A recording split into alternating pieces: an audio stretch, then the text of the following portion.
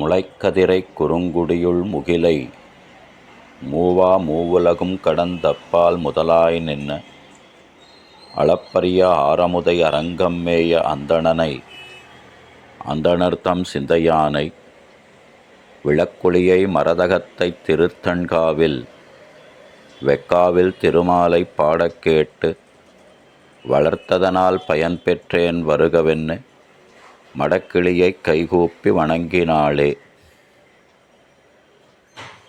என்று திருமங்கையாழ்வார்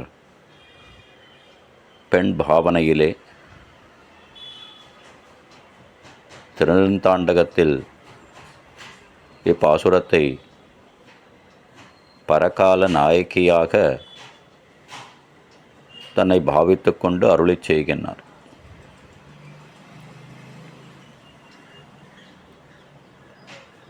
எம்பெருமானிடத்திலே பரபக்தி பரஜானம் அவற்றையெல்லாம் கடந்து ஆழ்வாருக்கு எம்பெருமானிடத்திலே மிக்க பிரேமம், அதாவது காதல் பெருக்கெடுத்து ஓடியது.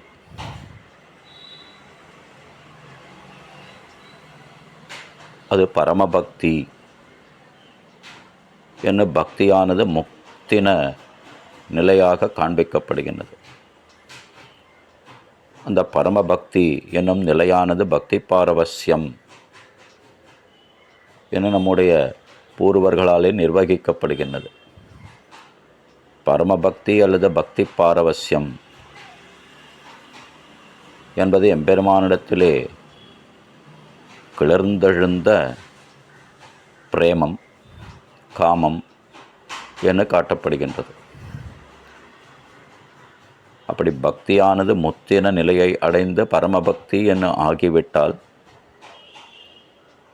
எம்பெருமானோடு சேர்ந்தால் அல்லது தரிக்க மாட்டாமை, உயிர் தரிக்க மாட்டாமை.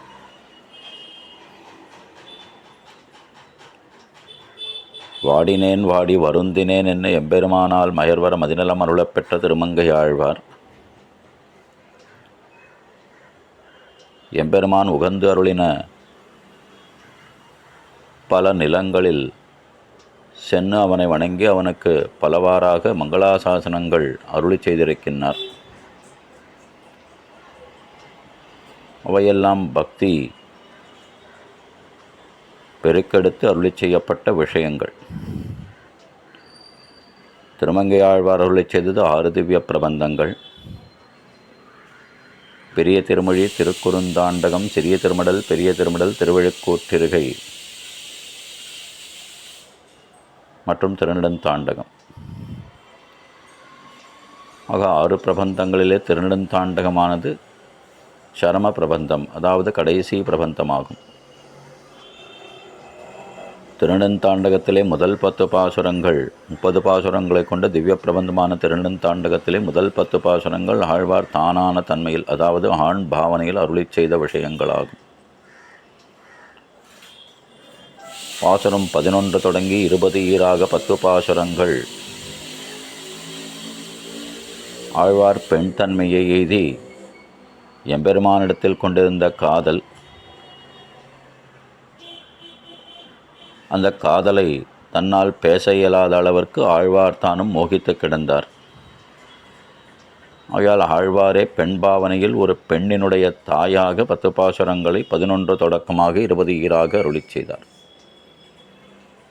அடுத்த 10 பாசுரங்கள் பாசுரம் 21 தொடங்கி 30 ஈராக ஆழ்வார் பரகால நாயகியாக தன்னுடைய நிலையை தானே அருளி செய்கின்ற வைபவமாக அமைந்தது. அதிலே 30ஆம் பாட்டிலே ஆழ்வார் மீண்டும் தானான தன்மையான ஆண் தன்மையை எய்துவிடுகின்றார். எம்பெருமான் தன்னை அனுகிரகித்த வைபவத்தை அருளி செய்கின்றார். எம்பெருமானும் இனியும் ஆழ்வாரை பொறுக்கவிட்டால் அவர் தரிக்க மாட்டார் என்று தன்னுடனே சேர்த்து கொண்டான் என்பது ஆழ்வாருடைய உயர்ந்த வைபவமாக இருக்கின்றது. அதில் இன்றைக்கு நாம் பார்த்த 14ஆம் பாசுரம் தன்னுடைய பெண்ணின் நிலைமையாக தாயார் அறிவிக்கின்ற பாசுரம். அப்படி பரகால நாயகியான தன்னுடைய பெண்ணானவள் ஒரு கிளியை வளர்த்து வைத்திருக்கின்றாள்.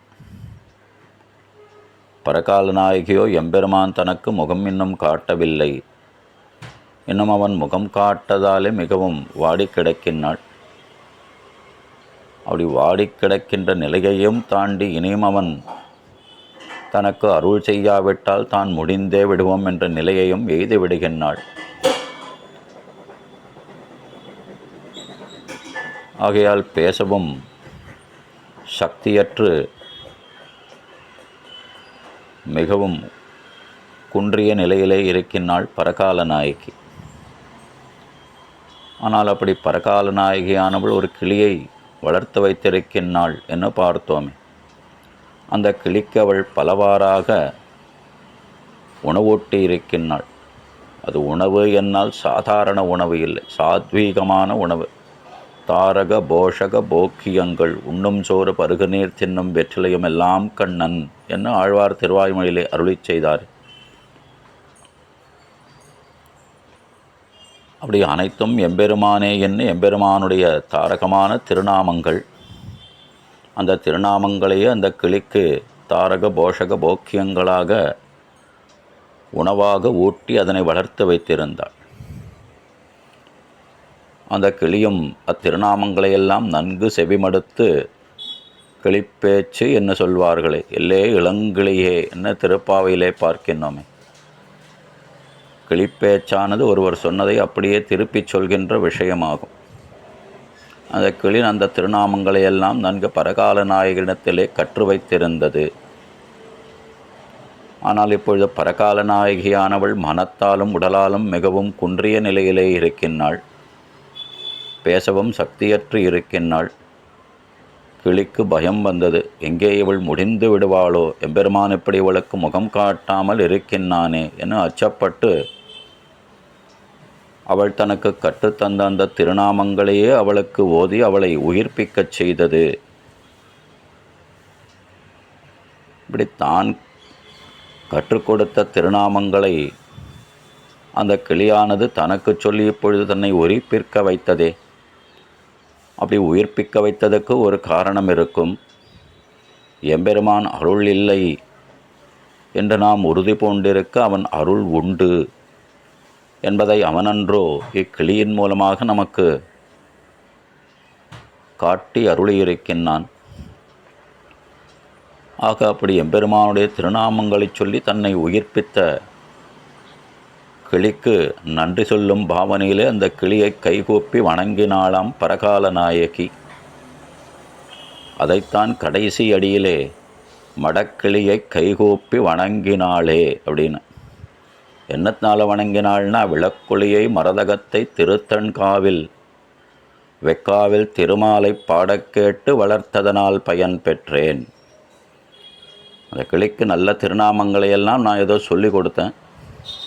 அந்த கிளி ஏதோ அதெல்லாம் கற்றுண்டு அப்படியே விட்டுடுமா, அல்லது அதனால் ஏதாவது பயன் இருக்குமா அப்படின்ற விஷயங்களெல்லாம் யோசிக்காமல் தான் கற்றுக் கொடுத்தேன். ஆனால் அந்த கிளி இப்பொழுது நான் மிகவும் குன்றிய நிலையிலே இருக்கையிலே என்னை உயிர்ப்பிக்கச் செய்யும் அளவுக்கு அந்த திருநாமங்களையே எனக்கு ஓதி என்னை உயிர்ப்பிக்கச் செய்ததே. பேர்பட்ட உயர்ந்த விஷயத்தை அது தனக்கு செய்து காட்டியிருக்கின்றது. இப்படிப்பட்ட உதவியை செய்திருக்கின்றதே. அந்த நாயக்கன் வருவான், உன்னோடு சேர்வான், அவன் உன்னை தன்னோடு சேர்த்து கொள்வான் என்றல்லோ அந்த கிளியானது இப்பொழுது தனக்கு அந்த திருநாமங்களை உரைத்திருக்கின்றது. விளக்குளியை மரதகத்தை திருத்தண்காவில் வெக்காவில் திருமாலை பாடக்கேட்டு வளர்த்ததனால். எந்த திவ்ய தேசத்துக்கு போனாலும் அந்த கிளி அதோ கூட போகுமா. அப்படி போகிற போதெல்லாம் ஆழ்வார் சொன்ன திருநாமங்களையெல்லாம் நன்கு கேட்டு உள்வாங்கி வைத்திருக்குமா. அப்படி உள்வாங்கி வைத்திருந்த திருநாமங்களையெல்லாம் இப்பொழுது பரகால நாயகிக்கு சொல்லி அவளை உயிர்ப்பிக்கச் செய்தது. வளர்த்ததனால் பயன் பெற்றேன் வருகவென்னு மடக்கிளியை கைகூப்பி வணங்கினாளே என்று தாயானவள் தன்னுடைய பெண்ணுக்கு அந்த கிளி செய்த அந்த உயர்ந்த வைபவத்தை இப்பாட்டாலே அருளி செய்கின்றாள். ஆழ்வாரெம்பெருமானார் ஜெயர் திருவடிகளே சரணம். திருமையமலை ஆளராமானுஜய சுவாமி திருவடிகளே சரணம்.